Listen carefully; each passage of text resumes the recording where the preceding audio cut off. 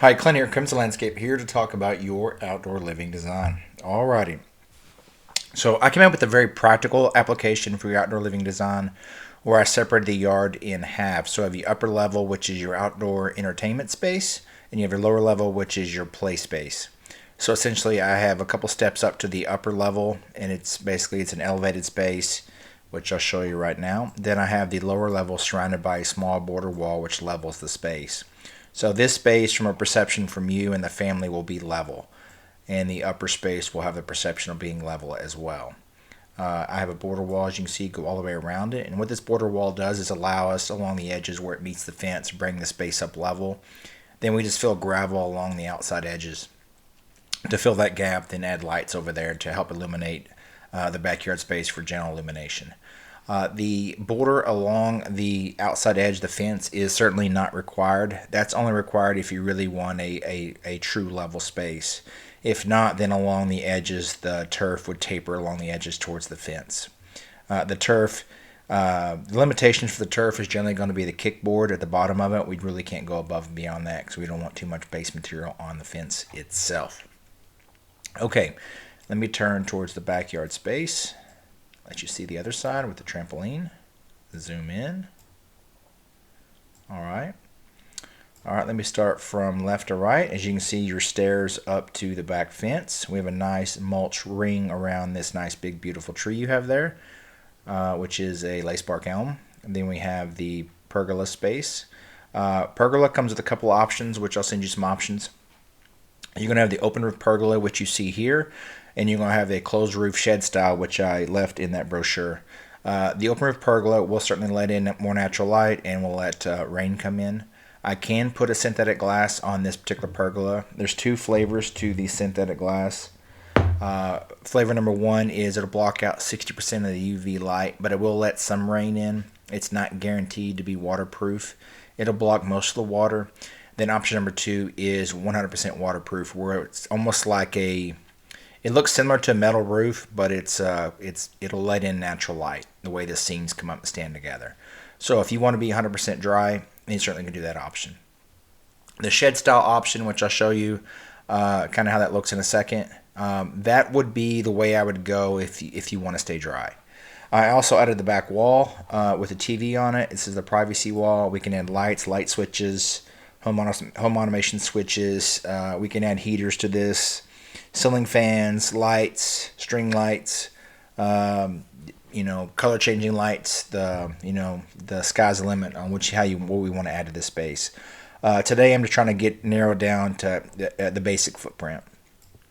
Okay, let me shift over to the fire pit. It's a pretty large fire pit area. I believe this is about 14 feet wide by 12 feet deep. I did have the sitting wall.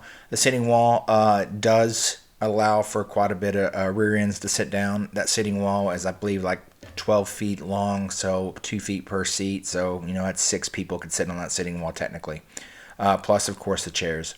These are the deeper than standard chairs, so they take up quite a bit more space, lounging type chairs, and that's what it signifies how large this fire pit is. Gas or, of course, a solo stove. I prefer the solo stove. Don't mind installing a gas for you if that's the direction you want to go. Here's the big difference. The gas is for aesthetics. It looks pretty, but it does not get hot. It's not enough heat to really put off enough heat to where it's comfortable. It'll put some heat off. It's just gas doesn't burn that hot. Versus a solo stove and a wood burning fireplace it'll burn warm. With the solo stove, you can also buy this special adapter. It's a shield which will also heat up and create even more heat around the fire pit.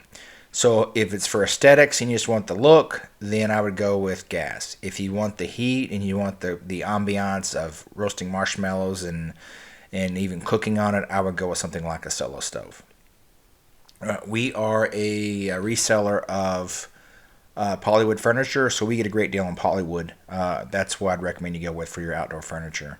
It's long lasting, easy to maintain. It's great stuff. All right, let me turn the lights on to let you see the lights along the outside edge. All right, so you can see the lights along the outside edge. Let me flip it around.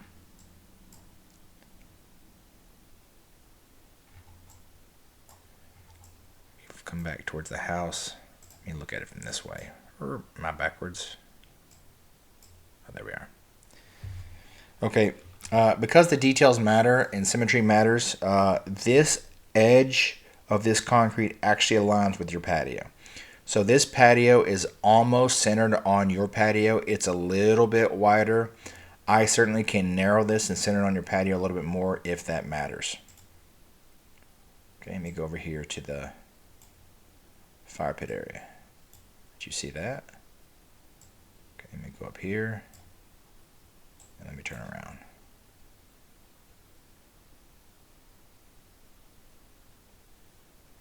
So again, this is the practical layout where everything fits. Furniture fits better in squares and rectangles. When you add circles or curves, you lose a lot of space, a lot of dead space with circles and curves. It does look good, but again, you just lose space. Okay. Let me change some of the textures for you. Let's just look at it with a few different textures.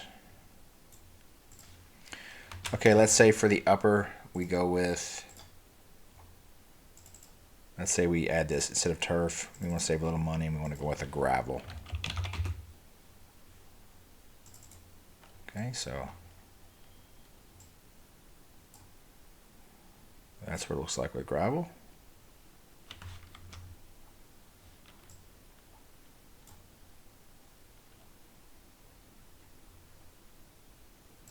All right, how about a pattern concrete with gravel? So let's go concrete.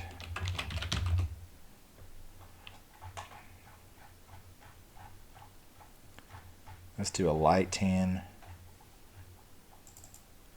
Okay. The finish you see here is rock salt. Rock salt's going to be kind of entry-level concrete as per that brochure.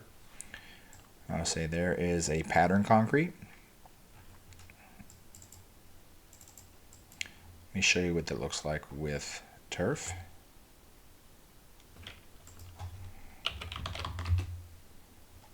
Okay.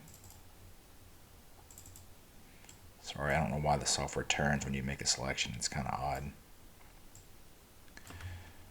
Okay, so there it is with turf with pattern concrete. All right, then I know in a lot of your pictures you sent pavers. Pavers are going to be a more expensive option. We certainly can do pavers. We can do something like a concrete border, or we can do even pavers. I can make this all solid, so instead of making the gaps that I have here, I can make it one big paver concrete, and the paver can connect to these steps here if you wanted to, if that was important to you. So let me pick some pavers. Your brick has a brown tone to it, so let me pick some brown pavers. There's a random tan.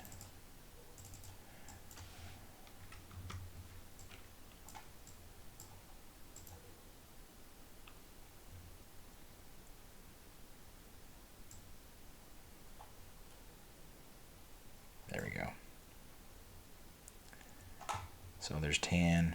I can make this just a salt finish. So you get the gist of it. So don't sweat the finish so much as I'm trying to narrow down the location of stuff.